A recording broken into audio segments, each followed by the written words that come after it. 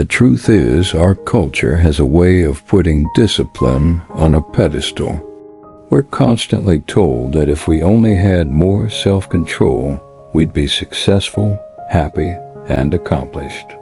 We're led to believe that the harder we push ourselves, the closer we'll get to achieving our goals. But what if I told you that discipline alone might not be the magic key to success? What if success, real and sustainable success, isn't built on the idea of forcing ourselves to do things, but on understanding what drives us, what pulls us, and what truly matters? Let's start with a story about a small habit. Imagine you're trying to break your habit of checking your phone first thing in the morning.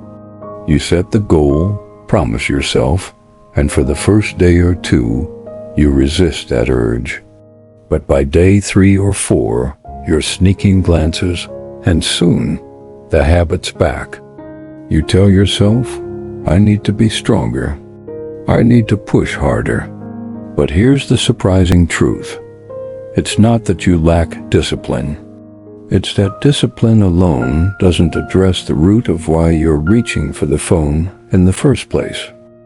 Research in psychology tells us something intriguing. True change happens when we start by understanding our own minds and motivations. Self-control, it turns out, isn't just about saying no to temptation. It's about understanding what draws us to that temptation in the first place. For instance, if reaching for your phone in the morning is a comfort or a form of distraction, discipline alone won't get to the heart of that need. We must look at what our habits are truly fulfilling. Maybe they're giving us a sense of connection, control, or comfort. When we start seeing self-control as something more than force, we can take a gentler, more compassionate approach to our own growth. Take relationships, for instance. Many of us think that finding the right partner is just a matter of searching until we find someone who meets our standards and preferences. But beneath the surface, our choice of partners and even our struggles in relationships are shaped by deep psychological patterns that we may not even be aware of. We think we're free to choose, yet in many ways, we're influenced by our past experiences, our childhood, and the stories we've told ourselves about love. And here's the twist. Just as discipline alone isn't the answer to breaking a habit, willpower isn't enough to create healthy relationships. Instead, we have to become aware of our own attachment patterns, our responses to conflict, and the ways we've been conditioned to think about love. This kind of self-awareness is at the heart of lasting change, and it's far more empowering than relying solely on willpower.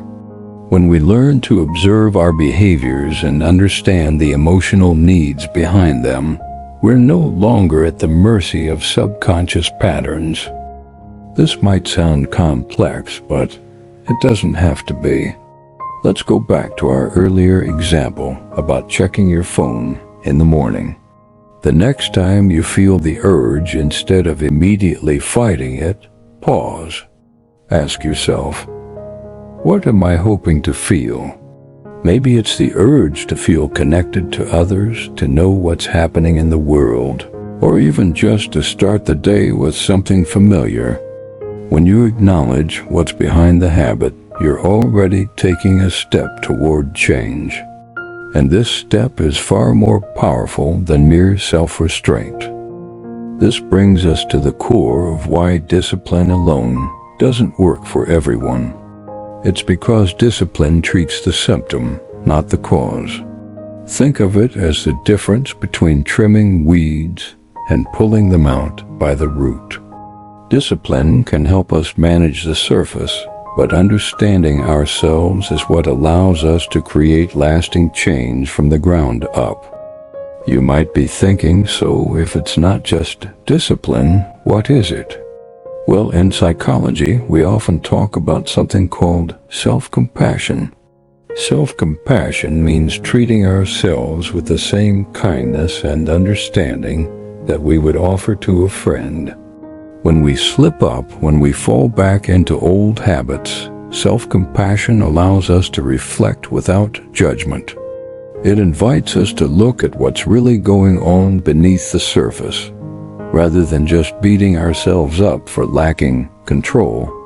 In fact, studies show that people who practice self-compassion are often more successful in achieving their goals. Why? Because they don't see setbacks as failures. They see them as opportunities to learn. Instead of thinking, "I wasn't disciplined enough," they ask, "What can I understand about myself here?"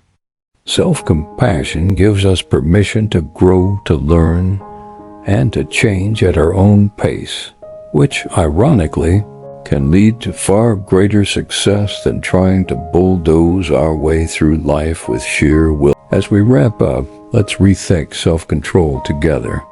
Next time you find yourself struggling with a habit, a relationship, or any area of life where you feel not disciplined enough, pause. Instead of tightening the reins, try loosening them.